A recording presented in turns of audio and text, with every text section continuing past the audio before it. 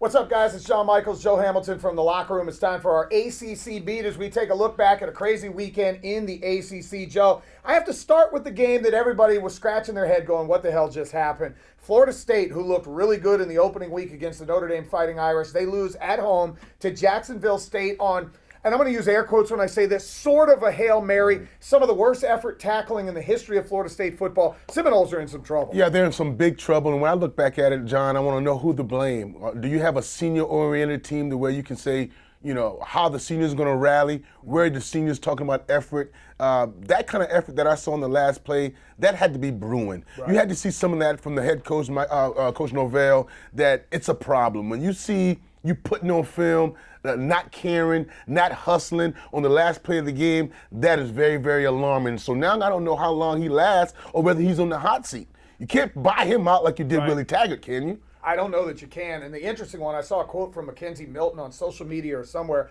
where he said, this has part to do with getting patted on the back when you lose a football game. We heard it all week long. Florida State played Notre Dame great. Look at the effort. Mike Norvell's got them trending in the right direction. You still lost the game. And Joe, that's why I say on the show all the time, I don't buy into moral victories. Either you win or you lose. You lose, you come back and you correct a lot of different stuff. You win the football game, okay, pat me on the back. The culture is absolutely broken in Tallahassee right now. And it's a great question you asked. Willie Taggart was fired a year and about half the way through his second year. Mike Norvell looks like the team he's putting on the field is worse. I don't know what time frame you give him. I don't know as well, John, but here's the deal. You cannot let Jacksonville State beat you twice. All right, so now the coaching staff is going to have to find a way to rally the troops, find a way to get the morale back up, find a way to make sure that he has a pulse on his football team, or he's going to start to lose that locker room. Yeah, and it's going to be interesting. The effort is the one that's got to really hurt you if you're a Florida State fan. That add to the fact you were up 10 with about 4 minutes to go, and you let an FCS team who lost 38-0 to UAB in their opener come back and unexplainable. It's unexplainable. It's unacceptable. SEC and the ACC had a couple of matchups over the weekend. We'll start with the one up in Knoxville, Tennessee.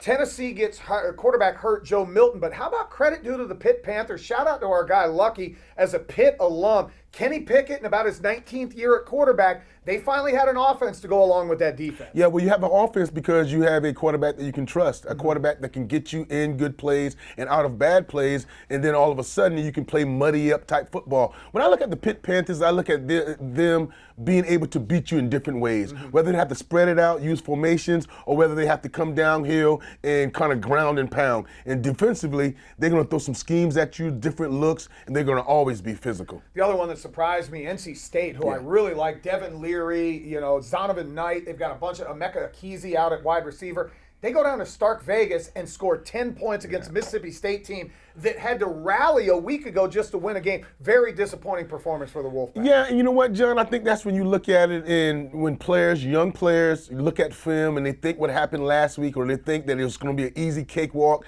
and not knowing what happened, intricacies of a different ball game, and then you show up on Saturday, just like you said, down in Starksville, and you think something's going to magically happen, and when you're trying to turn that switch on, which we all know you can't turn it on and off, all of a sudden it doesn't work and you end up only scoring 10 points. Joe, speaking of turning it on, we talked about this on Thursday during the broadcast. It's pretty simple. Georgia Tech had to go out and put a number on Kennesaw State. You talked about no sloppy play, no turnovers, no mental mistakes. Jackets looked really good in an easy win. Yeah, and I don't want to mention the opponent right now, John, okay, Right. because we all know who the opponent was. But here it goes. You check the box as far as offensively. Run the ball very, very well. Calling a very, very solid game to be able to maximize the strengths of Jordan Yates. That was real special. Having a 42-yard kickoff return from Jeff Sims in the special team area, you check that box. Making a field goal, which you have been struggling making field goals, no matter the fact that it was a short one, that's checking the box. When you say last week against Northern Illinois, I hate to bring that back up, you had 1 tackle for loss and no sacks. Now you ended up with 10 tackles for loss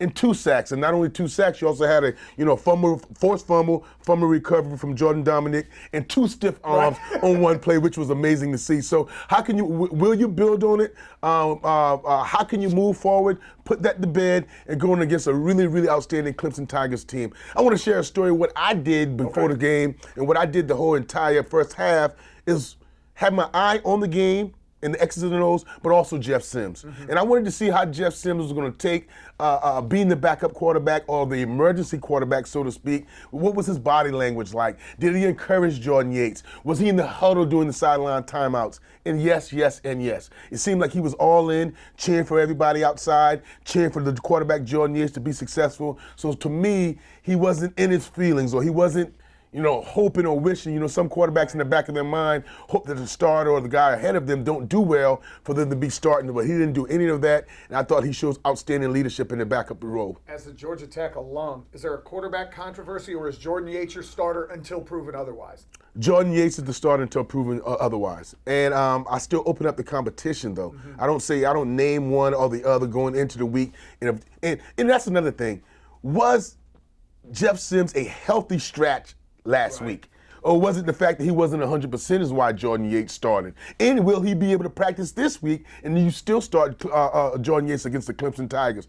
Perfect scenario to me would be Jeff Sims comes back after the Clemson game and you can plug him in and play because he's fully healthy. But if Jordan Yates plays well, that's a hard trigger to pull him out of the ball game. One team that we haven't really talked about in the Coastal Division, the Virginia Cavaliers, all of a sudden 42-14 over Illinois. Brennan Armstrong, 405 yards throwing the rock, 5 touchdowns.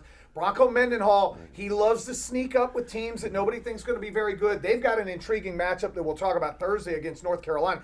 They could almost eliminate North Carolina in the Coastal Division in week 3 of the season. But Brennan Armstrong, lefty, can run it, can throw it. If Virginia gets offense, look out. All bets are off. Oh, look out. And ever since he was with BYU, Mendenhall, you love the way he puts together a roster, love the trenches, love big bodies up in front, and he's going to always play to the strengths of his quarterback. Last game we'll talk about Miami, Appalachian State. Canes win 25-23. De'Aaron King struggled, wasn't throwing the ball well. His legs did well. Defensively, they got just enough done.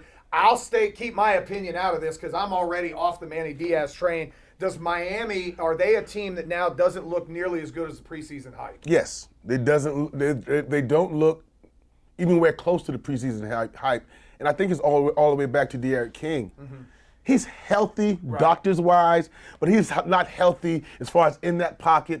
Guys are wrong like leg, and we all know when the doctors clear you, that's one thing, but you need to get, I guess, a feel for the game, a feel for people being around you, and can he take over? Going into the season, we thought that was going to be a plus because if you sent pressure his way or if you tried to muddy things up, he's played enough football to overcome some of those things, but right now I don't see a guy that's throwing the ball confident in the pocket, and I don't see a guy that can escape around the pocket and make those, off-platform type plays right now. And maybe that'll come, but right now he's not able to carry the team like I think they need him to do. The confidence at quarterback right now, for me, it's more making the throws. He had time against App State, and he pat.